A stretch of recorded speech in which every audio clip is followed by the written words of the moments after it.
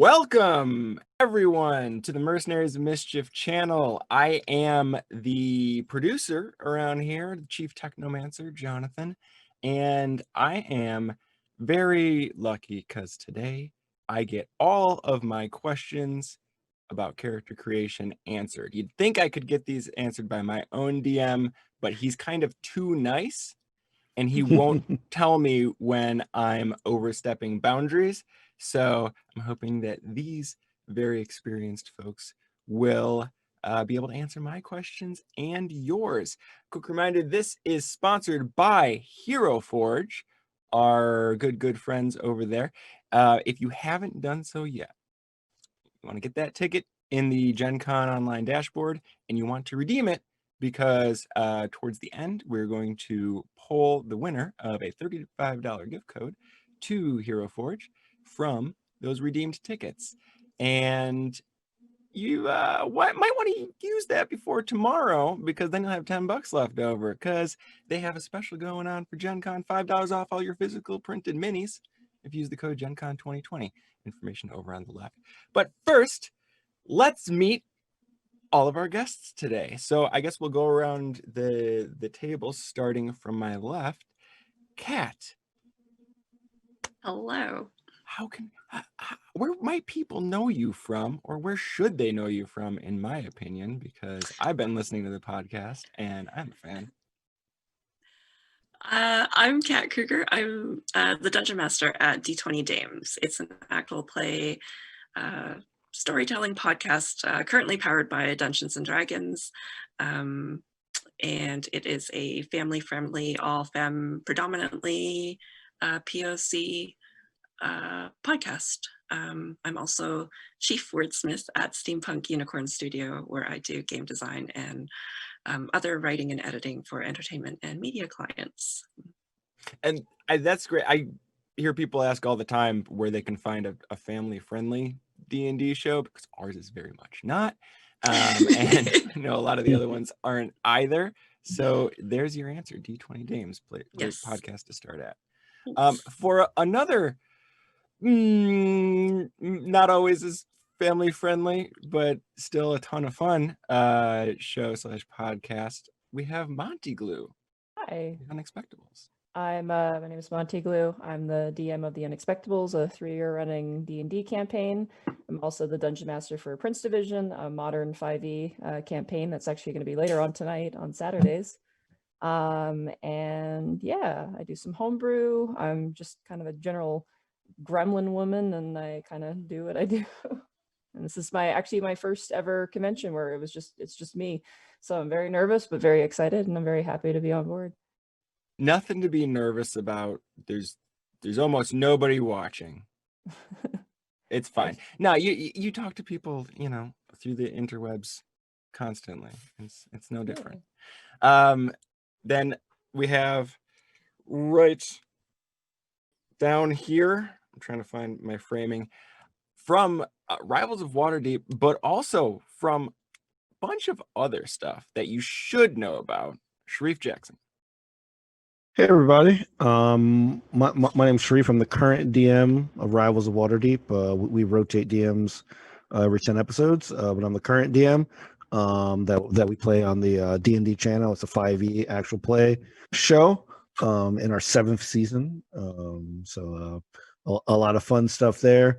Also teach gaming at the University of Wisconsin in Whitewater as an adjunct. And I also created a gaming and diversity series called Gaming Looks Good on YouTube, and previously co-hosted the Spawn on Me podcast, a video game podcast as well. It's fantastic. And saved for last, because I know he loves to talk, you've seen him on his YouTube channel. You've seen him on tons of shows.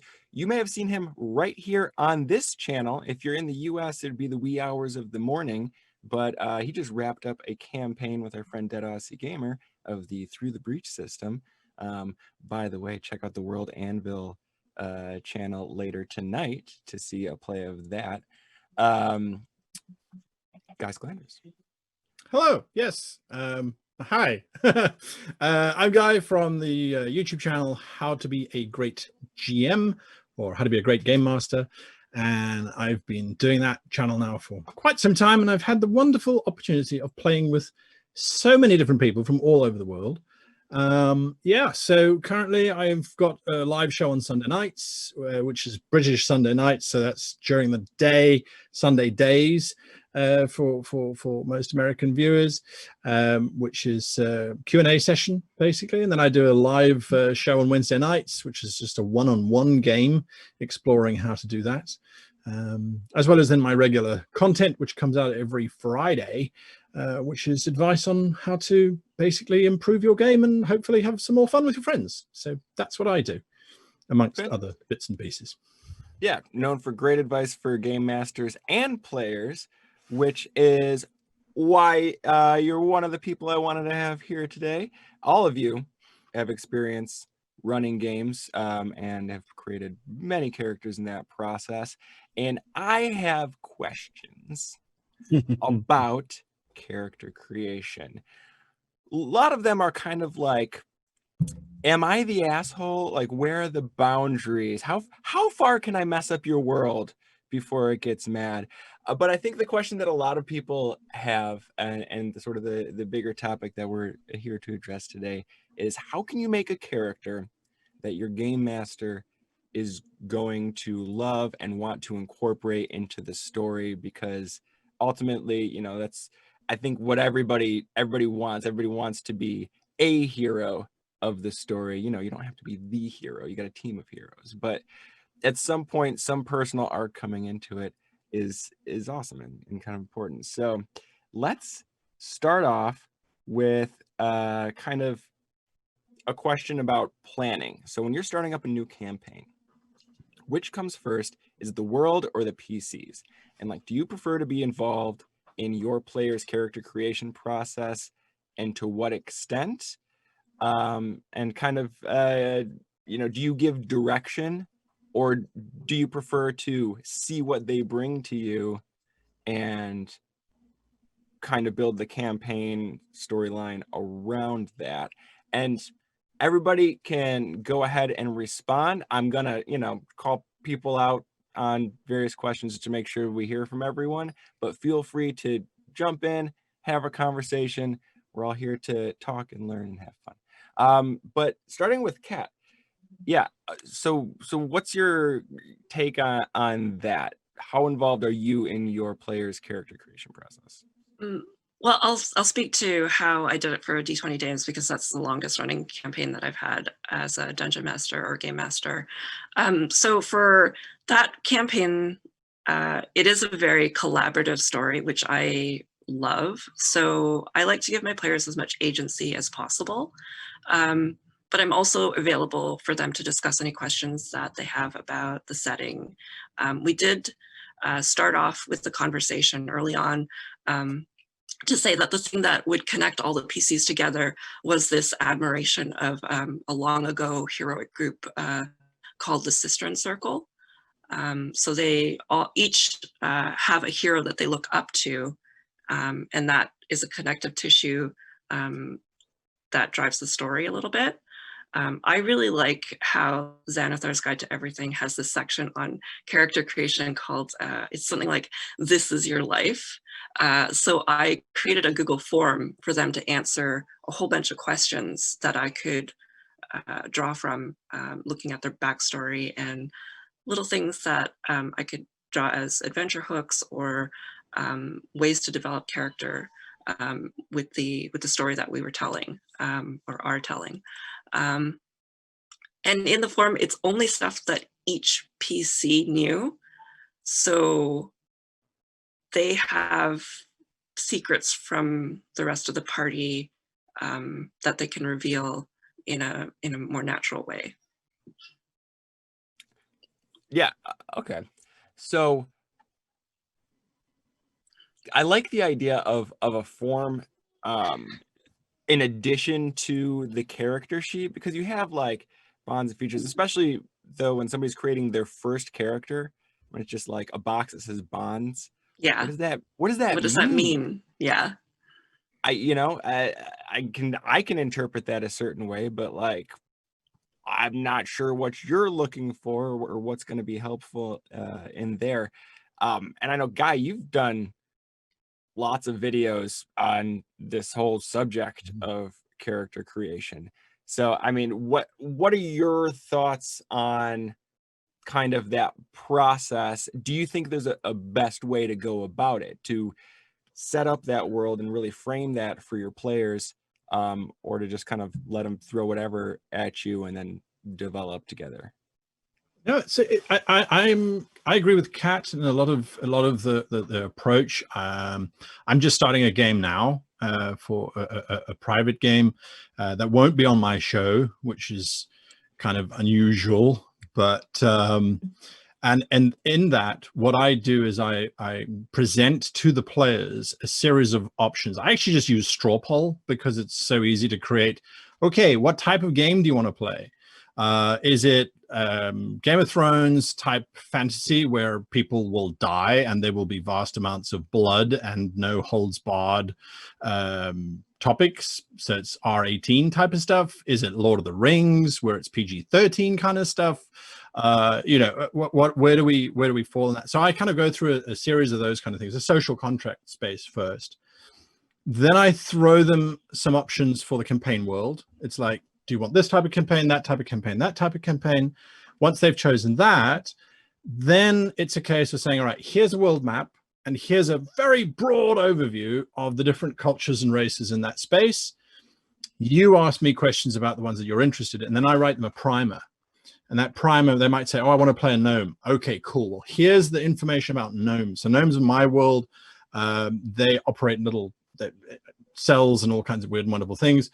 So then they get the primer. They then have to answer my 8 questions, because I have 8 questions that my players have to answer. And it's mundane stuff like, who were your parents and why is what they did, how did that influence you now? It's simple stuff. And people go, well, I don't need this. And it's like, you need it, you just don't know it. I need it because I need to use that to actually build the final plot line, and to give you that hero moment.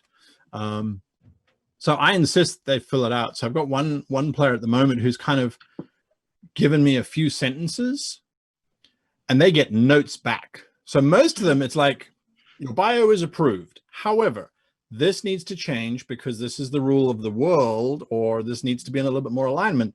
The one player is like, okay, you didn't answer the 8 questions. So answer the 8 questions and then we can move forward. And that strictness is simply because that player will be better armed when it comes to the social role-playing side when they have those answers available, as opposed to sitting there going, I don't know.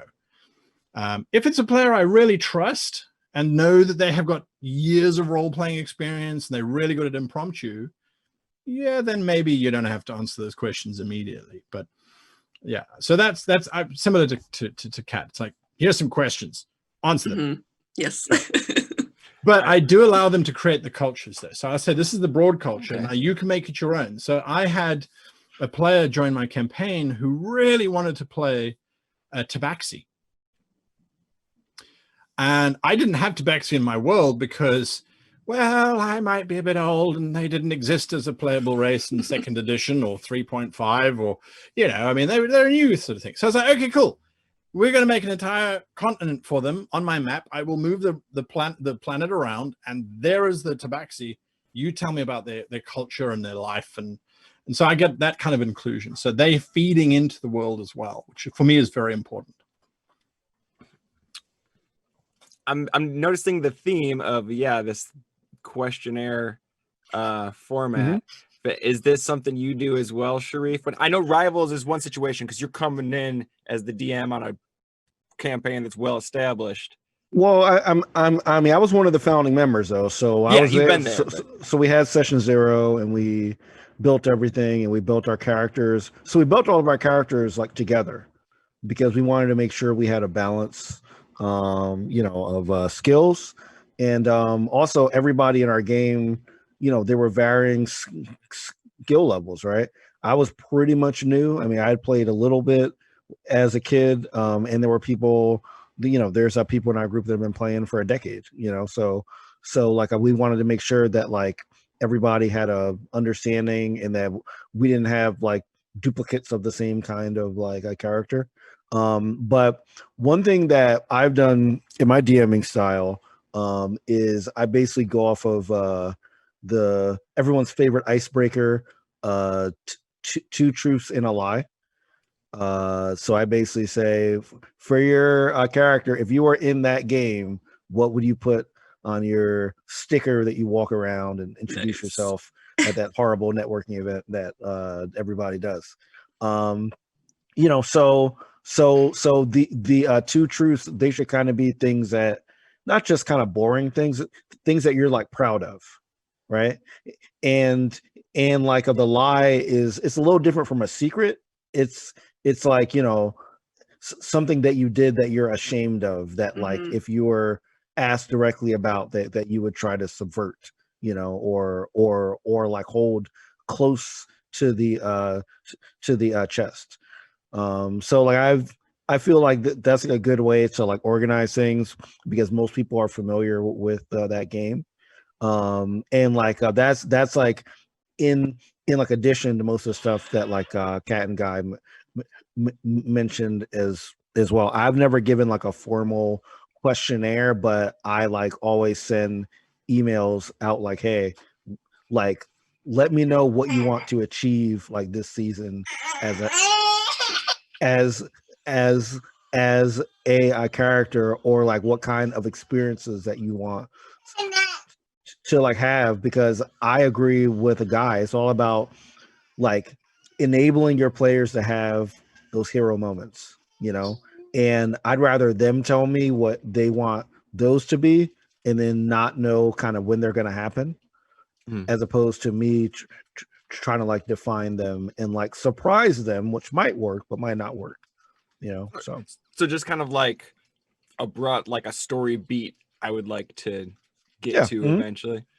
It always I always have to laugh because people talk about like, oh yeah, we wanted to create a well-balanced party, so we all made sure that we've got our healer and our tank and all that sort of stuff. We have on this channel a show that's all warlocks. That's right. We're definitely suboptimal. Yeah, no, I can see Guy's head. Yeah, no, it's a lot like that. It's pretty much what you'd expect. I mean, there's different. I mean, there's different kinds of Eldritch Blasts. You can have a variety of Eldritch Blasts. Well, You can have a celestial warlock as your healer. Yes. It's like a cleric, but sugar free. Yeah, you can reflavor it however you want. Now, Monty, if I understand correctly, if I remember correctly, that you had Taka was just like, hey, let's do a show. Do you want to DM this? Yeah. My brother. Just a short overview of that. I just graduated school. Had no idea what I was doing, and my brother was asking me a lot about D&D, and I was answering all his questions, and I'm like, yeah, I hear this, that, and this other thing. And then he was starting to like kind of fish around, like, I have this idea, I want to do the show. And I posted a picture that I bought, like the player's handbook. I was like, I just got the 5th edition player's handbook, because before then I was running Pathfinder. And my brother was like, fine, you can run the show. And I was like, huh? I was like, what's happening? So I remember when we did the Unexpectables, this was 3 years ago, so my memory's a little foggy. I remember I sat down with all the players at once in a call, and the first thing I asked them was, what do you want? Do you want silly, goofy, ha-ha, hoo-hoo times? Do you want One Piece / Avatar The Last Airbender? Or do you want Dark Souls, but you should probably hopefully not die? That was the question I asked first and foremost. I think, at least in my experience, when you have a new player coming in, or if you're running a game, make sure that everyone at the table knows what the tone of the game is before they make their characters, before they have an idea in their head. So for everybody, they all unanimously agreed on One Piece and Avatar: The Last Airbender. And from there, I basically made a frame and an infrastructure. So I basically had a centralized concept of being in a city. I was like, we're going to be in a centralized city so they can come back to this locale. Was the main goal for me. That's what I wanted. So they wanted that tone. I wanted this sort of infrastructure. From there, the players then did their character and backstory. And from that, I was able to make the overarching conflict of the entire thing. Because then I could pick out specific aspects of their backstories that they had and find a way to make it so they all had to work with each other to achieve those sorts of things they were interested in. So basically take the backstories they had and make a conflict where they can't handle it by themselves. They need someone else. And in that sense, the other players are just as important to that particular aspect of their character, and for everybody as well. From that, after coming up with the conflict, absolutely there was intrigue, the locale, the surrounding area, the people who would, be their adversaries, who they don't even know about, who would probably crop up and be important. I could give examples, but I don't want to talk way too much. But that was more or less what my framework was. It was kind of a back and forth where it went from talking with your players, asking what they want tonal wise, and then going back to mine and be like, okay, now how do I want to take that tone? What world would fit that tone? What's the aspect of the world that has the elements of that tone? And then from there, take their characters and be like, okay, what can the character see? What would the character find in the world that their character will find either interesting or hard to accept, that they have to adjust to? The benefit of my game is that they are new to this location, so everything there is brand new to them. So there's not a whole lot that I have to tell them. It's all, they go there and it's like, whoa, wait, furbolgs don't exist yet? And like, whoa, wait, like kobolds are all different colors and each color has a different culture. Like, and I can thank Christopher Zito for that one. He was the genius who came up with that one. And there's also there's native orc tribes, and then there's orc tribes from, all other continents that have different cultures to them. And so they're like, yeah, your orc culture has this, but this orc culture has this culture, which is kind of like yours, but slightly different. How do you react to this? Which is a lot of fun. So yeah, no, I always say, like, the first thing definitely is, at least in my experience, is let the player know what the tone of the game is. It's nice to keep everything secret, but you got to let them know what the tone is, or else you're going to have someone coming in to Ravenloft with a goofy character, which is what happened to me. So, yeah. Well, it's funny that everybody has talked about tone and like setting that up at the start, because the funny story about D20 Dames, like, we are a family-friendly show now, but that's not how we originally envisioned the game. We all got together and we're like, yeah, we want like rat queens, and that's like, it's a graphic novel about these really raunchy women adventurers who are constantly swearing and drinking and whatever. But then we sat down to actually play, and one of the things we agreed on was that we didn't want the explicit rating on iTunes, and that completely changed our game. So when we finished with our session 0 game, we completely revised. Rat Queens was off the table. Yeah. I think that's a really good point, because we've definitely, like, when we started here, we weren't sure whether we were just gonna put out the Roll20 screen, or we were gonna like make it into a show. And I think that might be a topic for a whole nother panel. Maybe we'll hit that one next year, of like a home game versus a show game. But yeah, tone is a huge thing, because I probably would have built my first character differently if I like could see forward to now into the kind of game we're going to be running. But I think the result, and I think this kind of can segue into the next thing, is I ended up changing the character a lot in the beginning from my initial concept.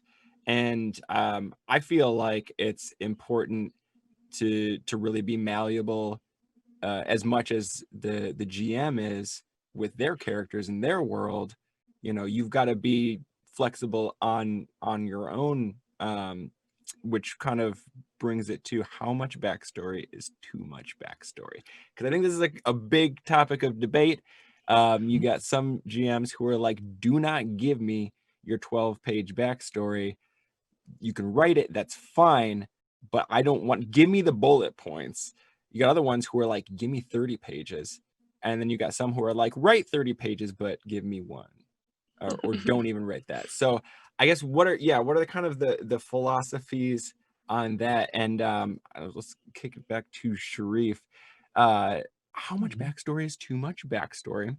And kind of like, are there certain things to avoid? Or do you hate the everyone's an orphan tragic backstories trope, or is that useful, or does it depend on the tone?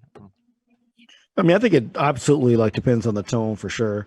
While I think 30 pages might be too much, I do like a lot of backstory because as I forgot who mentioned it, but it's kind of like a iterative process where I'll build my idea of something and then I'll get the like character ideas, and I might change some things up because I'm like, hey, this will be cooler for this character, you know, if like this part of like the culture or the society it like exists. So I definitely like a lot of backstory.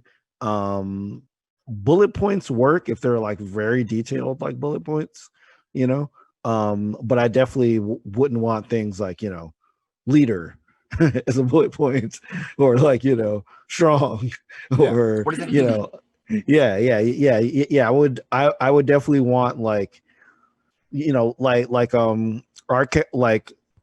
our campaign is centered around like the city of Waterdeep, and I'm always like, how did you get to Waterdeep? Were you born here? Did you come here for like some reason, right? So like I always need to understand that, and that has helped me to change certain parts of the season that like I was writing, because like this is my third season as a DM. So like that's like change that has like a change that. And as far as like the tragic backstories, I mean, I don't think they're played out at all. I mean, I think as long as there's depth and thought like behind it, I want to do something that the characters are excited about. And if they're excited about a tragic like backstory and I say no, that to me is not us working as a collaborative team, right? It's like I'm a big like believer in sort of like the, you know, the yes and like the improv style, right? So like if they give me something, I'm not going to say no. I might ask questions, or I might ask for like clarification. But if it's somebody, if it's something that they are like, this is what I want to do, like I'll make it work, because we're a team. Like it's not like the DM like lecturing to players, right? It's like back and forth, and like we're all playing like together. We just have different roles. Guy, I know that you have opinions on this. I've seen the videos on both aspects of this question. I have opinions on everything. It doesn't mean they're valuable. I'm sorry, I called you Guy again, didn't I? We have a character named Guy, and but that is all right. I don't mind the French interpretation. It's perfectly fine. It's okay. Anyway, I hate you because I'm French, apparently. It's fine, you know. No, before I jump into answering that, I have a question to ask Shareef, though. Do you have like a single question that you ask the player about their character that you would think is the vital question? Because you were talking about you ask them questions and that sort of thing. Is there one specific question that you kind of use as a tool to get info out? I'm just curious. I don't think there's one single question, but I would say definitely knowing how they got to Waterdeep is very important. Like to know like their like journey, because they could be somebody that's been there all their lives. So like I might give them some information on the side that I'm not giving the other characters, because as a player they might know about some of the rumors or the backstories or the history of like the city. So I think if I had to single it down to one question, it would probably be that, but I think it's more of a collection of questions that I use to make that. Well, for my answer, you could give me 30 pages of backstory, but I'll pretend to read it, and then I'll reference it when you start talking about it. About, yeah, there was such a cool paragraph that you wrote there about the person that had such an impact on your life in page 12. If they want to write, that's perfect. That's lovely. That's absolutely fine. I usually don't start a game with the characters being any higher than level 3 or 2, maybe. So you go, well, this is a 12-page backstory of how your character grew up before they started to do cool stuff, because technically that's what they're going to start doing. So I generally ask for less, but I'm of the school where it's about discovering yourself as well. because for those of us that are a little bit older than some of you, we've had lots of life to live through, and you kind of look back and you go, that was a dumb thing to do in the 20s. And then you realize you did the same thing in your 30s, and you're like, okay, there's a pattern forming here. So but I like that exploration, and you have a character, you've got some backstory ideas. It's like, I was raised by wolves because my parents were all, you know, killed by a strange demon that I summoned, and I feel guilty, whatever the usual story is, right? That's great. And that's what you put down initially, because you also don't really know your character too well either. You know, and you're stepping into session 0 and you're testing out the waters, and you're looking at the backstory, and what you think is a cool backstory, you might realize actually later on, it's like, well, that backstory is good, but maybe there's more to it as well. Maybe I can discover something more. And Shareef, you were saying it's a collaborative. So yes, you're writing your backstory, but as the GM, I should also be able to wander into your story space and play a little bit with that. So I like them a little bit more open, so that we can explore further. On kind of that note of exploration, let's say a hypothetical situation, definitely not something that ever happened in a live stream game. Let's say you're introducing, like, I don't know, the local gang leader in, I don't know, let's say in Waterdeep. You know, somebody's been involved in the underground politics recently, and one of your characters, let's say a bard, says, oh, hey, that guy? Yeah, I grew up with him. We were in the same orphanage. How is he the leader? And that was never mentioned in any sort of backstory, because he didn't know that person existed until your NPC told him about it. Am I the ass? I mean, is that person the asshole? Like, is that overstepping boundaries, Kat? What are your thoughts? I feel like I'm generally a pretty relaxed GM, but to me, this would be overstepping, simply because if you think about it from the perspective of, like, if you're in combat and a PC decides that there's some enchanted weapon that they can just grab and, you know, defeat the baddie, then I feel like they're introducing elements into the game that you haven't really collaborated on. And again, like, you know, that's very important for me as a GM, and I feel like that's what the players want as well. So to me, it's overstepping. To another GM, it could be fine, like, especially if you're doing like an improv type of show. But for me, that's how I view it. It's similar in that regard. Yeah, I think we can all agree that, like, mechanical advantages would definitely be off the table. Yeah, you can't just say, like, oh yeah, this knife I've always carried, it's magic. But I don't know, Monty, have you ever run it? Because I know you play with a wild group of gamers over there. Have they ever thrown wrenches in your system? What are your thoughts on that? I mean, they've thrown wrench into all my plans all the time, but not because they themselves divert the story by writing the story. They divert the story by writing their own story, not by writing mine. I think that's, for me, that's the separation. I remember early on, my brother approached me because he was new to D&D. He'd never played D&D before. And he approached me when I was working on the game, and he went, okay, so the orcs work like this. And I was like, Kurt, you don't get to decide that. And he looked at me and blinked twice, and I'm like, I'm in charge of the fun house. You're the person who's attending, and I am building this fun house for you, but you don't know what's going to be in this fun house until you experience the fun house. And he was like, oh, and he had to think about it for a while because it was so new to him. But generally, at least in my experience, there are some people who are more comfortable, like Kat said. Generally, when it's me, I am in control of anything that is not the player. And as a trade-off, I never at any point, for the most part, unless obviously, you know, spells or whatnot, I never take control of the agency of the player's character, but they cannot take control of the agency of my NPCs or elements of the world, except through character interaction in that sense.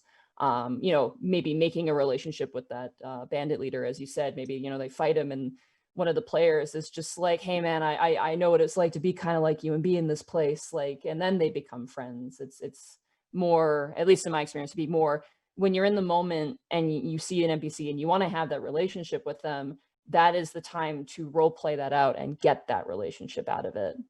That's just my mentality of it. So, And yeah. I think that's a great point, too. Like, how much do you prefer for things to just organically happen in game through role play, and how much do you enjoy having conversations with your character or with your players outside of game?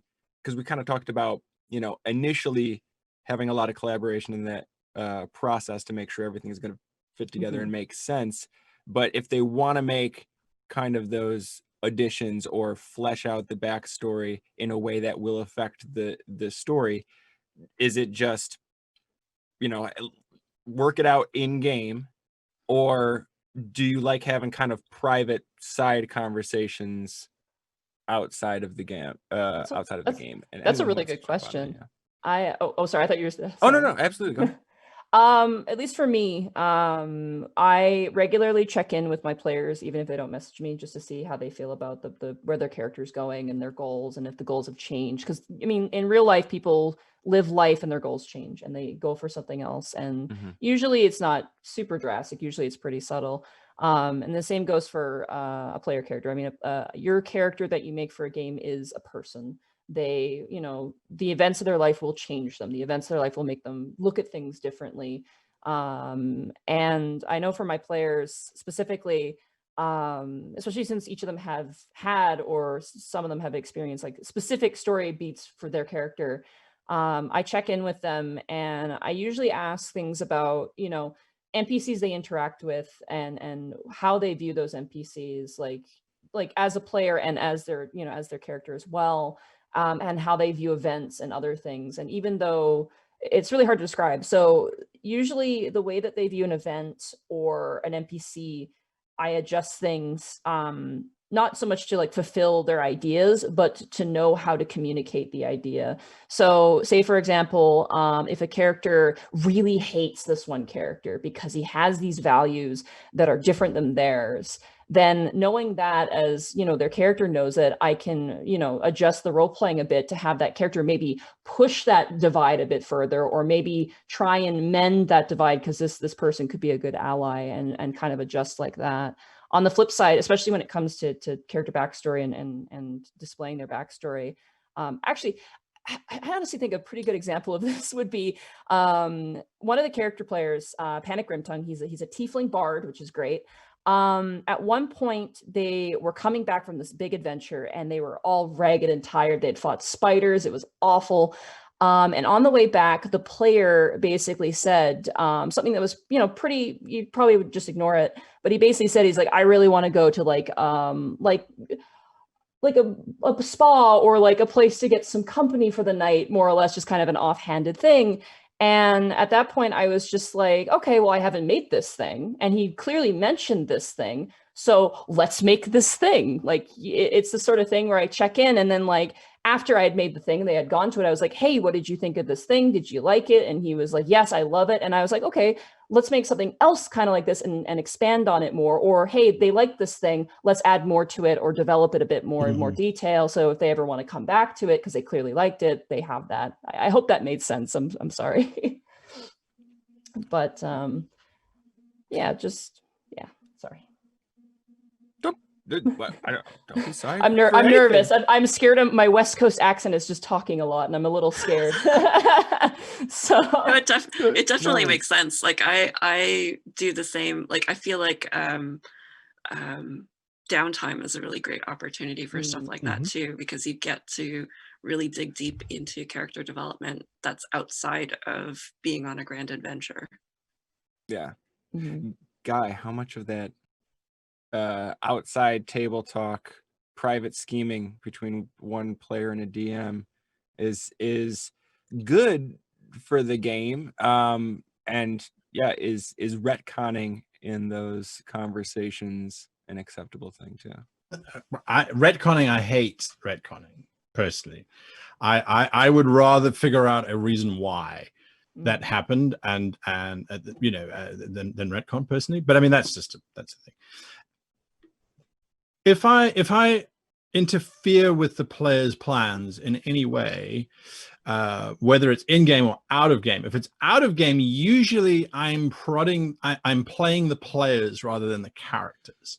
I think it's one of my personal enjoyments is to see the delight that the players are having in the game.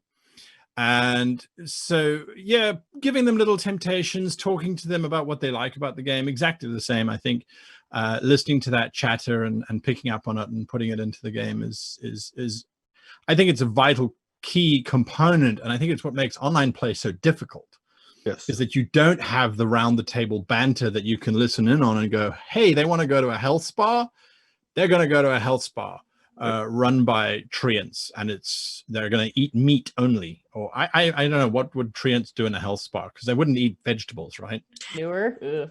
I imagine there'd be like Manure. I love it.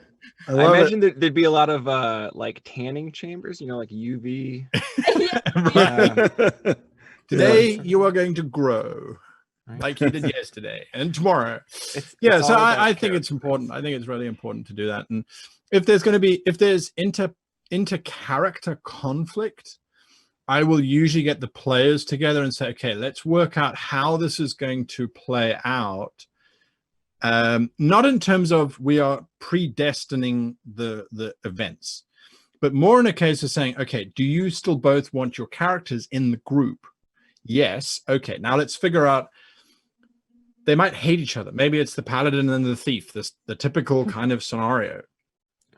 Why would the paladin stay with the thief, or why would the thief play with the paladin? Maybe we need to get the two of them to have a dire moment together, or maybe we need to get the two of them to have a crisis of faith, or let's work out something. It doesn't have, then there's no plan. It's just a commitment from both players to go, okay, if there's an opportunity, we will run with it.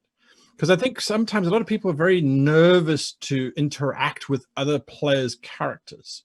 And especially when it comes to the emotional side of stuff, because then it's very difficult to separate the player from the character in some instances. So by having those kind of conversations where it's like, okay, we're committing to find a solution, but let's have as much fun wrecking these two characters as possible. I'll never forget when I used to play by email way back when. Wow. And I played this character who was absolutely evil, but he was absolutely certain what he was doing was right. A very good friend of mine was playing in the same party, and we had this conflict where our characters ended up beating each other up and trying to kill each other, and it just went on this mega journey. And we were having the best time. It's like, watch what I'm going to do to your character next. Sort of type out the email. He's like, what? You brought that in? So I think that's where the fun is. That, you can have those kind of things. You don't have to be, yeah. Anyway, that's my thoughts on it. I'd love to get Shareef's perspective on this from that rotating DM thing. Yep. So like when you're a group that has played together for a long time, so you've got that level of comfort and communication. But when the new DM comes in, do we have to have like a new round of conversations on these sort of subjects? Yeah, I mean, we do have a new round of conversations. I'll say that one thing is because everyone that wants to gets a chance to DM, we have to have that trust, that if we create a character, that character is not going to get taken to a space where we didn't originally envision them in. And at the same time, like every DM has a different style. Like I'm much more of a less combat, more puzzle kind of person. So I like a lot of like puzzles and that kind of stuff. And yes, I do have some math and physics problems in there, which they love. Oh no. Yeah. Oh yeah. I feel like your table can handle that. I don't know if mine could. I just imagine one of your players being like Farnsworth going, I'm afraid we have to use math. That line came up during our C2E2 show for sure.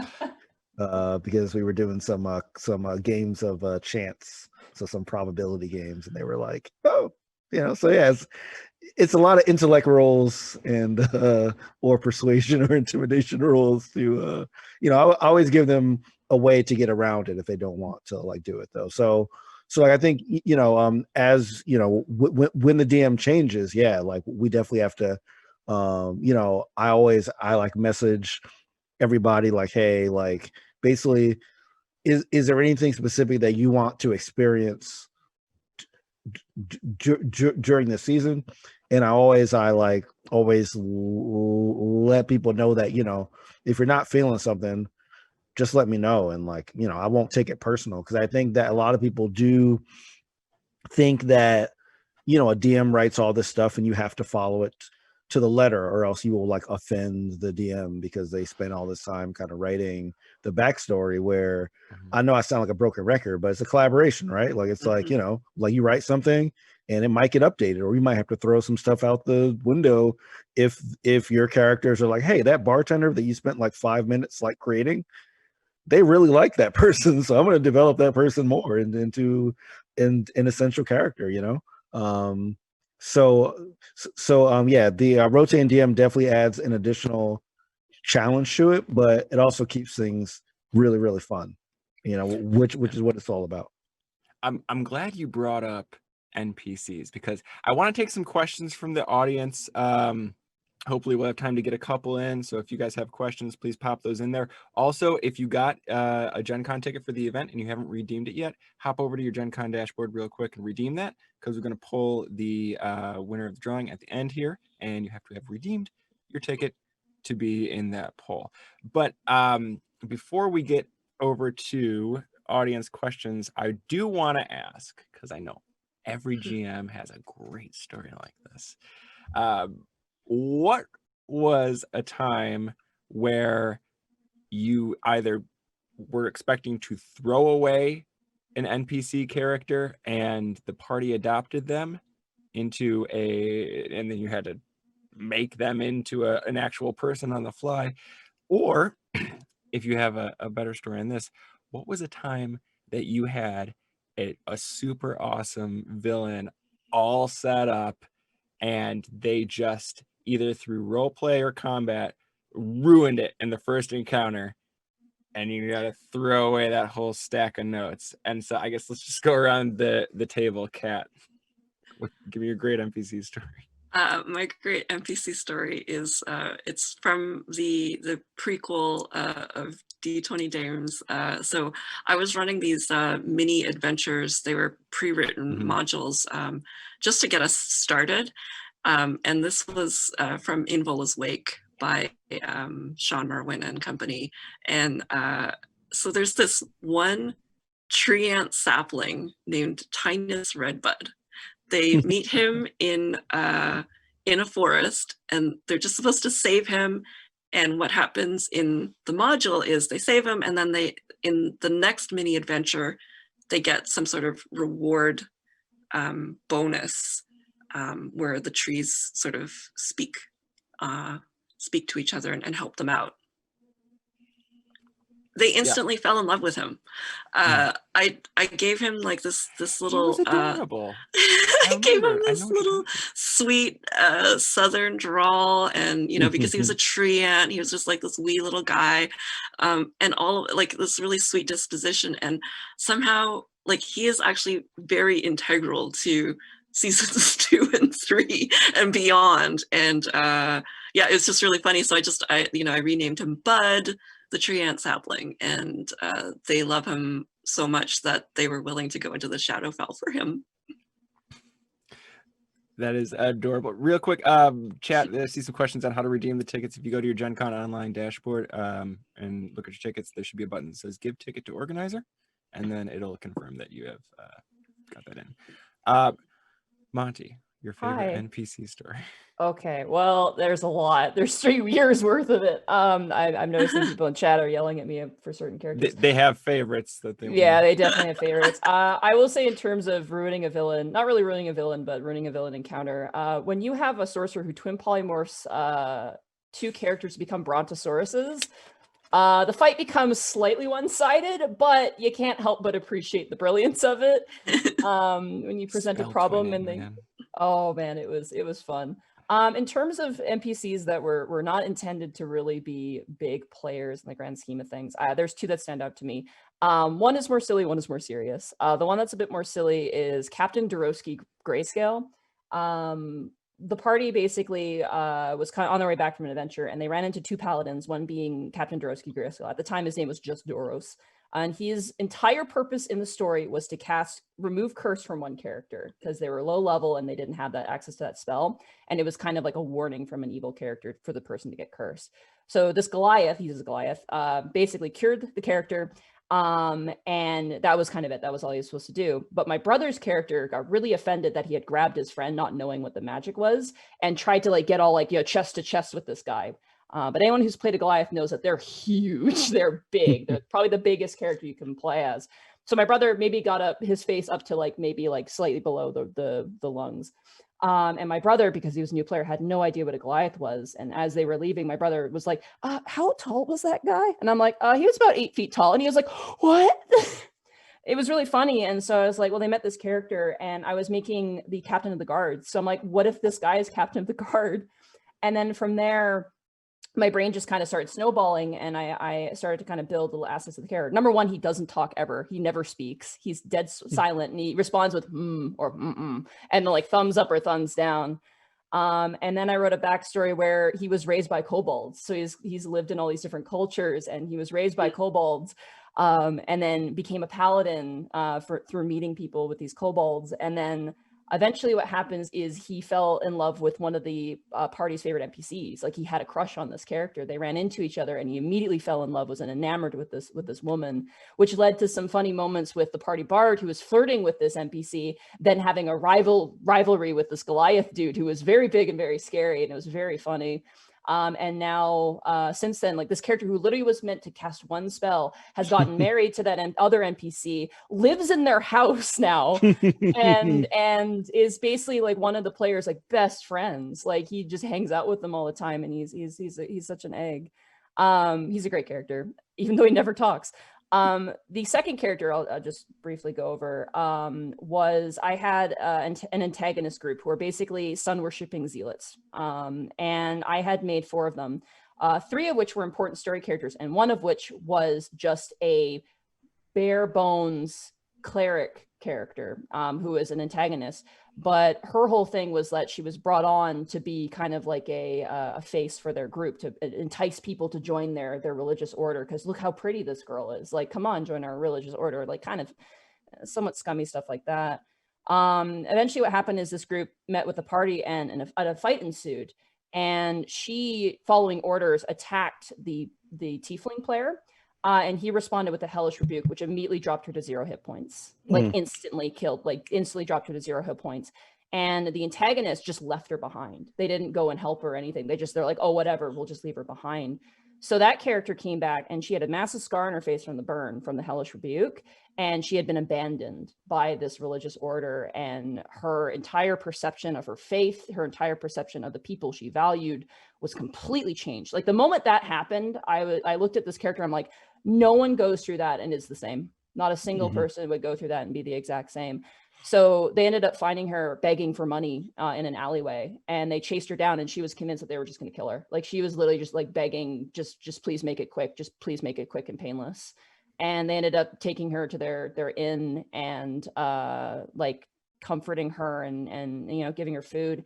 And then Doros, that character I mentioned earlier, felt so bad for her. Like he saw her and was like, oh, this poor kid, and literally just begged the other guards to bring her on. And now she's like kind of a temporary guard and works in the city, but now she's completely changed as a person. Like she still has these conflicts where she's like, well, I was told that, you know, drow and kobolds, these underdark creatures, are evil, but they're so nice to me, and they're just, you know, they're just like me. And it's very interesting, and probably the most complex character I'd honestly say in the show. And she was literally a stat block and a name and a slight like 1 sentence backstory, and the choices that the characters made completely changed that. So yeah, that's my 2.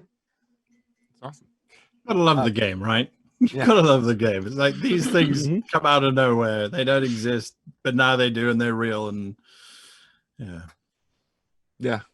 Well, on that note, Guy, I mean, I know you've got probably a few dozen stories like this, at least. But what's a favorite that comes to mind? The strangest way I have ever had my arch villain be killed when he shouldn't be involved 40 tons of beans.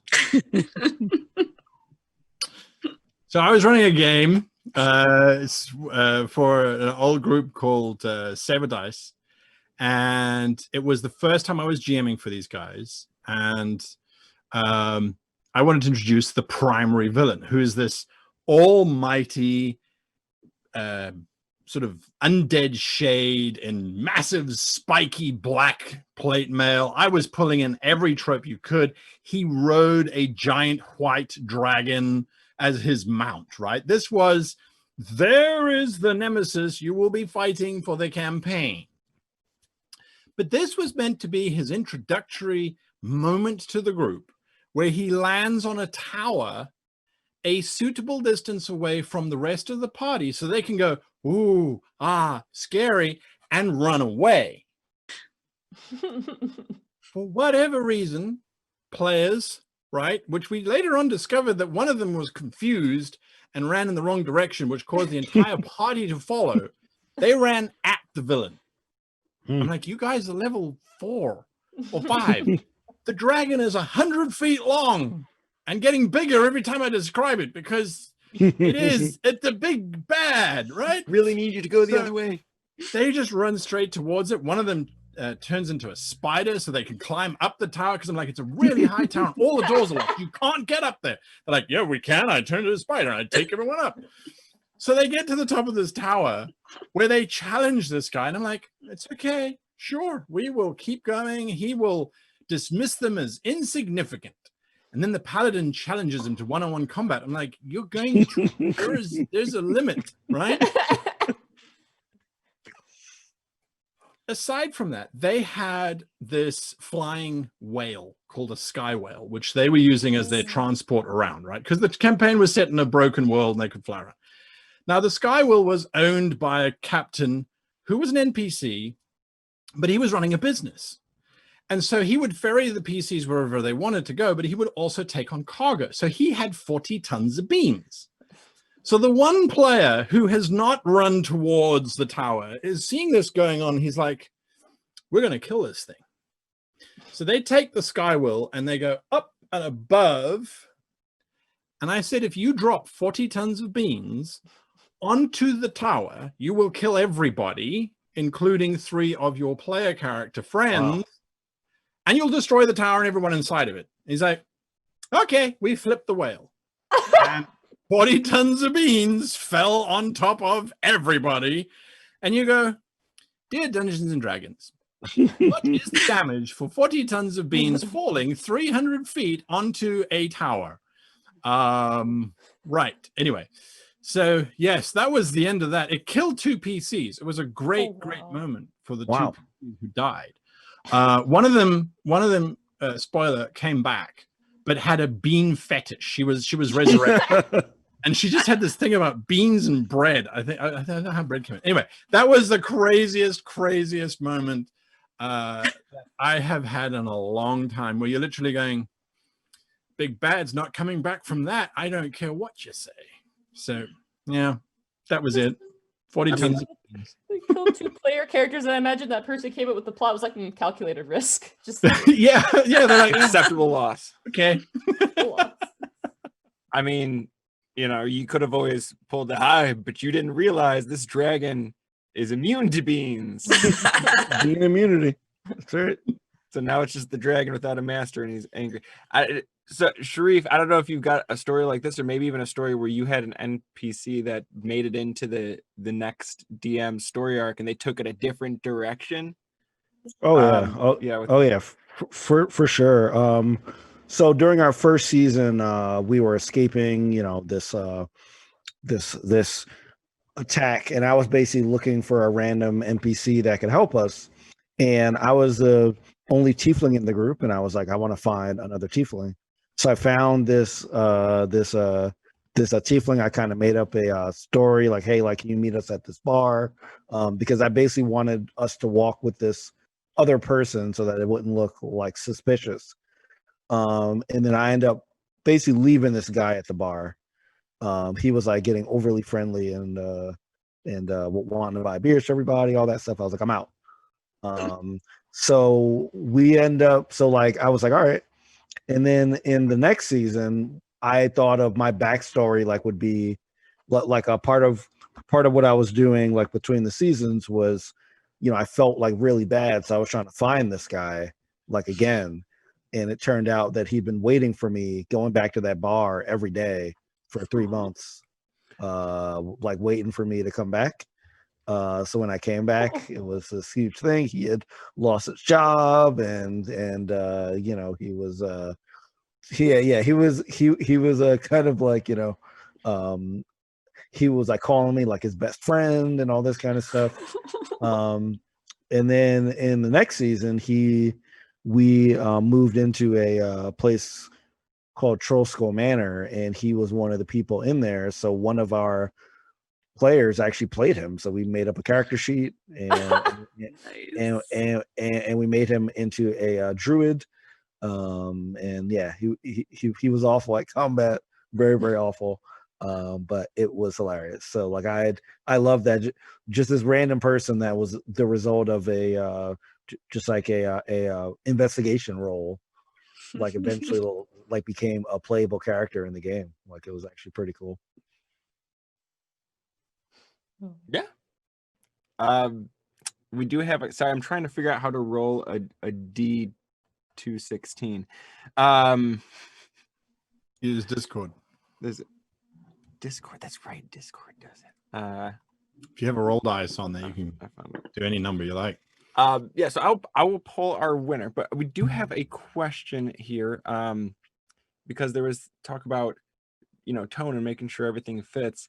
So what do you do? A question from Death's Advocate.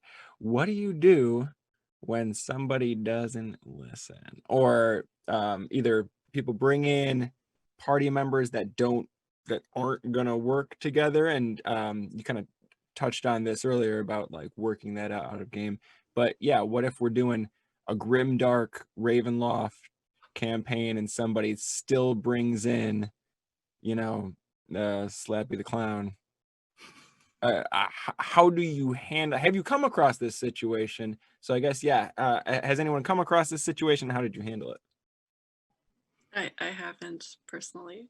Oh, you're encountered so this. lucky. You're so lucky. But a good play. I mean, I think it's different too if you're always playing with friends or like in the context of making a show than if you're especially if you're a GM for hire, you don't know what you're gonna get and you got to roll with that. But let's say I have run like game shop scenarios, but never really had that problem. yeah, I haven't. Yeah, I've definitely had that in some one shots that I've run at like our local like gaming lounge, you know, in the pre COVID area when we can get together and play games. I definitely had times where I had one player that was specifically like just basically trying to persuade everyone to do their bidding. Now, like they were playing a character with very high like charisma, so I got it.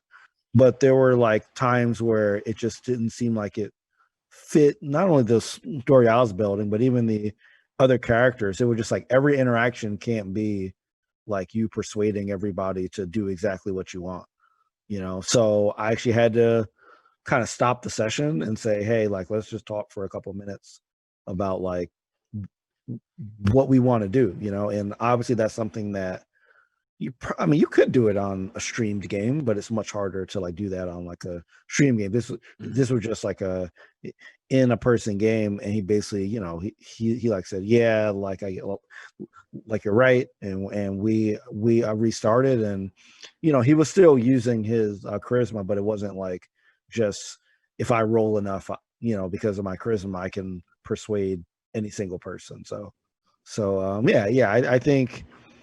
I don't think a lot of people intentionally want to be, you know, that person, but I think that like some people, especially when they're thinking about it as like a video game, it's kind of like, I need to win at whatever cost.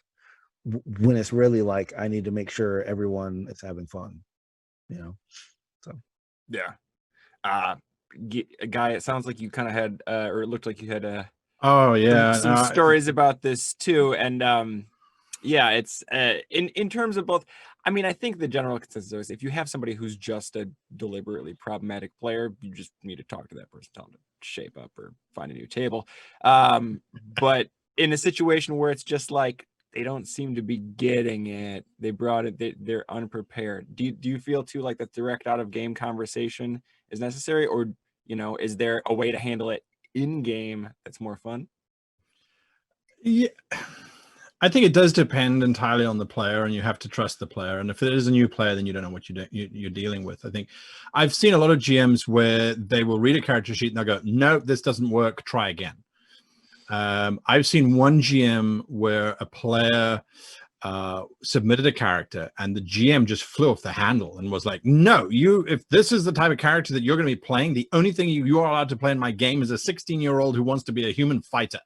Because if this is the level of play that you're going to bring to the table, that's what you can play. Otherwise, leave." wow. And it's like, that's a little bit harsh, I think. We don't have to go that dark. We're here for fun. We're not here for school or being lectured on how to make a character. But yes, I think when it comes to for me, naming is a very important thing. I think names set the tone. So if you have someone coming in and they're playing a dwarf, and the dwarf has a modern name or has a name that just is really incongruous, or is dwarf McDwarfy face, you're like, that's not the game we're playing. I will play that game with you because that is fun sometimes. That's a one shot, and sure, let's play dwarf McDwarfy face on the McBodie face boat, and we'll go fight pirate face McPiratey, whatever. I don't know. But yeah, I think intervention beforehand happens. I had a player a very good player, but decided to play a character that had this very dark backstory. And so if they were woken up suddenly, they would attack whatever woke them up. And I said, okay, that's going to be a little bit problematic, but so you temper that. And he didn't. He would attack the party members. If they had to wake him up around the campfire, he would attack. And initially it was interesting, kinda, but when it happened every time, eventually the players and myself were getting frustrated, because it's like, well, we're just never going to wake your character up. And you will wake up dead. Yeah. Because this is D&D, so you will. But that's what's going to happen. So yeah, taking time out is a very important tool, which we don't necessarily do. There's nothing worse just struggling through a session with everyone being unhappy. So yeah, live stream is a totally different experience though. Yeah, I've definitely had players come unprepared, and I think that's different than purposely messing with your game. And I think it's easier to have a conversation with those types of people. I'm of the mind where if your character is going to have a flaw, it has to be at your expense, not everybody else's, if at all. So if a character is really impulsive, it's your character suffers because of it, not everybody. Right. Yeah, it's like the rogue that steals from party members. Yeah. Come on, how is that?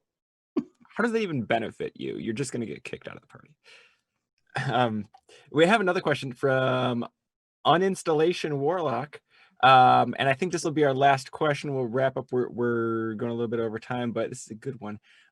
If a player wants a long-term goal for the character to be something like becoming a lord or cleansing the world of poisonous miasma blanketing it, how do you GMs go about writing and pacing material and plot hooks for achieving that goal?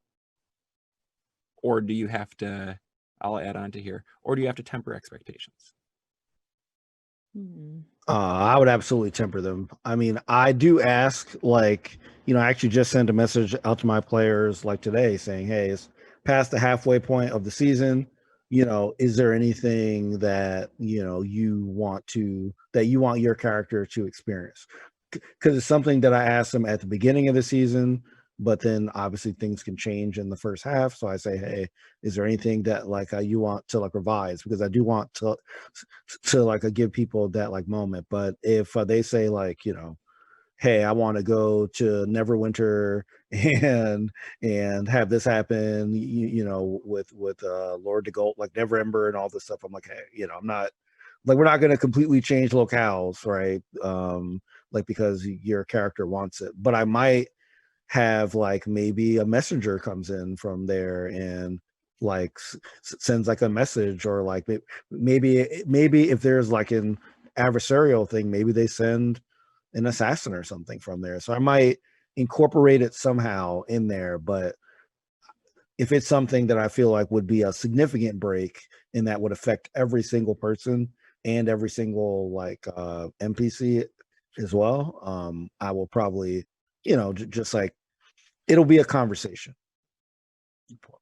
I agree. I think the conversation again is like, you know, off screen or off mic. You know, you have these conversations, and I think it's not even tempering expectations. I think it's sort of like, you know, you can have these goals like you do in real life, but you may not achieve the exact thing that you want at the end. Like you're still working towards being a lord or whatever, but you're not necessarily going to achieve it unless you unless something really significant happens. And I don't think it's the role of the GM to just deliver on handing these packages of goal achievements. I think it's all part of the collaborative story. Absolutely. I my background is in script writing for television and film, and there's an awful saying: the film starts with what the character wants, and by the end of the film, the character has what they need rather than what they want. So when my players go, "Oh, I want to be a god," okay, that's what you want. Why does your character want to be a god? And they might end up being a god, but oftentimes it's a case of, well, as in the one story that I had, they liberated a colony of veggie pygmies from an entrapment space with an evil queen, and the veggie pygmies worshipped them as a god and built little statues to them in their veggie pygmy village and that sort of thing. And it's like, well, you are a god, just not of an entire universe. And you just needed to feel as if people respected your character and that sort of thing. So I will try that. But as everyone else has said, the GM doesn't get to say, well, I want the story to be about a very serious group of adventurers going to go and slay a wizard in a dark tower. The GM goes, well, this is a wizard and he's a dark tower. And he's going to do some stuff. You guys might kill him, or you might go in a completely different direction. So it's what's good for the goose is good for the gander. You want your character to be a god. That's great. You figure out how to get there. It's not the GM's job. Yeah. Absolutely. Monty, any thoughts on the subject? It's interesting because I'm kind of in a weird spot in the Unexpectables right now where we're actually getting to character goals and things like that. And I definitely agree, especially when it comes to a person achieving their goal, especially a player, once they achieve the goal that their character is set out to achieve, by whatever ways they do it. It's always kind of, I think for DM, good to know what would be there for them beyond that, like in terms of story intrigue. Like, you know, say this person wants to open a bakery, they open the bakery. Okay, then what? Like what, maybe they need to fund the bakery. Oh crap, they need to pay employees. They need to keep adventuring to pay for supplies. Or wait, what do you mean there's no flour? What got attacked by what? We're on our way. Like that sort of thing. I've so far we've had two major characters go through their backstories. One of which was more like they were seeking something, and the other one that was more like, I have this threat that's after me. I want to do something about it, but I don't know if I can. And the one that was seeking what they were looking for found more than what they bargained for. They were looking for their mother and found out, well, this is why she left. This is her responsibility. This is now my responsibility. This is a threat that's kind of consistent. And then they have to kind of carry on that torch in a way. Whereas for the other character, the evil found where he lived. The evil attacked the city that he lived in. and he was forced to sort of take on that. And he just like seriously, maybe a couple weeks ago, he just killed that main enemy who's been this big, you know, cornerstone of his life. And now he's like, well, I've defeated him, and now I've got to carry myself because I'm like the last remaining, you know, person of this village. And I have people who I care about now in my pursuit of dealing with this problem. And now their story is now my story. And I've been forged by this. I've been reborn through this, and I have to, you know, do more as this new person, which I think is very, very neat. And honestly, I will say this, and I'm sure probably everyone agrees, when people talk about what they're going to do after they achieve their goals in character, it's the best. That is the best way for it to happen. It's super, super nice. But yeah, it is good as a DM to check in and be like, you know, if this were to happen, you know, if your character were to achieve this goal, what's the next step for them? What is their next goal? Because again, life is like that, you know, you want to become a dentist, you become a dentist. Okay, then what do you want to do? Like you keep, you know, as a person, you keep wanting to do things, whether they're big or small. You want to keep, you know, keep achieving something in your life, or do something that, you know, drives you forward every day. And same goes for your D&D character too. They need a reason to keep going, and that reason can be something big or small. Or they retire and you Yeah, roll up a too. new character. There's always an option that I think people forget about. Well, I think we're a little over time here. I know some of you have other engagements to get to. Today's Gen Con's a big weekend. So we do have our winner, Michael Fox. Michael Fox, if you are out Congrats. there, go ahead and shoot us a message. I see ways I can mass message all the participants through the Gen Con dashboard, but I don't see how I can message you directly. So go ahead and either send me an email to mercsofmischief@gmail.com, or tweet at us, or give me some way to get in touch with you and get you your game code. And does anyone have any kind of last thoughts that we didn't get covered before we close up here?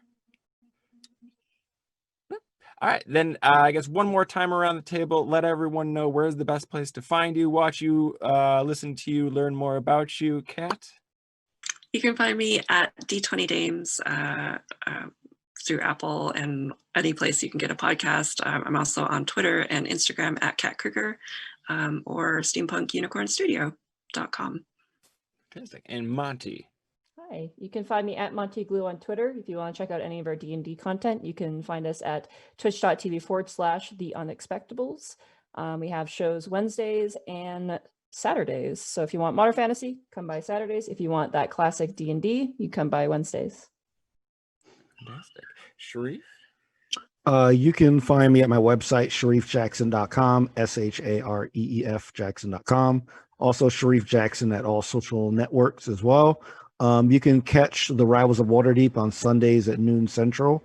And we're also playing a Gen Con game as well. So like this weekend, we'll have back-to-back shows. And Rivals of Waterdeep, also the VODs are on D&Ds on their YouTube channel. And we also have a audio podcast too, if you just search for Rivals of Waterdeep on your favorite podcast.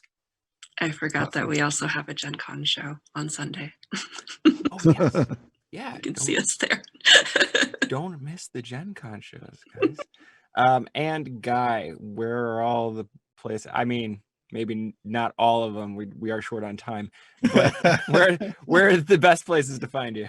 You know, life is so cruel because I got all my social media stuff spread out over a decade. So I couldn't be cool and have it all as the same thing. It didn't work out that way, sadly. Anyway, the best place is www.greatgamemaster.com. That's our website. That'll link you through to everything in all different directions. That's the best and easiest way. And if you really want to interact with me live, hit up discord.gg/greatgm. That's our server. There's thousands of people there who love talking, and that's also where I usually hang out to chat with people. So there you go.